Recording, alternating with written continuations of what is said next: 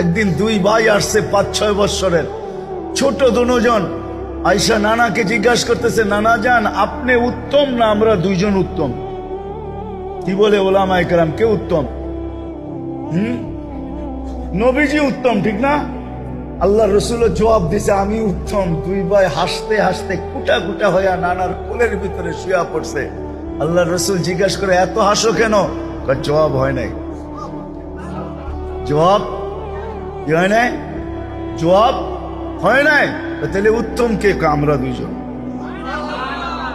কিভাবে? আমাদের আব্বাজানকে চিনেন? বলো। আব্বার পরিচয় দিয়া বলতেছে আবু কালাইসা বিশাই, আমাদের আব্বার সামনে আপনার আব্বা কিছুই না। আমাকে আম্মা জানতে চিনেন? তো বলে বলো। আম্মার পরিচয় দিয়া বলতেছে উম্মু কালাইসা বিশাই, আমাদের আম্মার সামনে আপনার আম্মা কিছুই না। আমাকে নানা জানতে চিনেন? বলে বলো। তো নানা জানের পরিচয় দিয়া বলতেছে জাদ্দু কালাইসা বিশাই, আমাদের নানা জানের সামনে আপনার নানার নামও মানুষ জানে না। আমাদের নানা জান দু জাহানের বাদশাহ। আল্লাহর রসুল বুকের ভিতরে জড়ায়া দিয়া চুমা খায়া বলতেছে তোমরাই উত্তম, মাইনা নিলাম।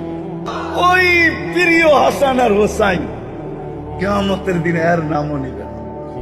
ফাতেমা যাকে না দেখলে একদিন থাকতে পারতেন না, বলছে ফাতেমা তো বোঝা তুমি মিন্নি, ফাতেমা আমার কলিজার টুকরা। ওই ফাতেমা, এর নামও নিবেন না, পরিবার পরিজনের কথাও বলবেন না। সারা কিয়ামতের মাঠ শুধু বলবেন উম্মতি উম্মতি উম্মতি উম্মতি। ওই নবীর উম্মত আল্লাহ আমাদেরকে বানাইছেন।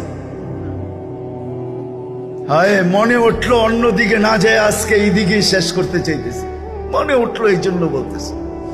কেমন উম্মতের জন্য দরদ আর ব্যথা, কেমন ব্যথা এখানে উম্মতের জন্য।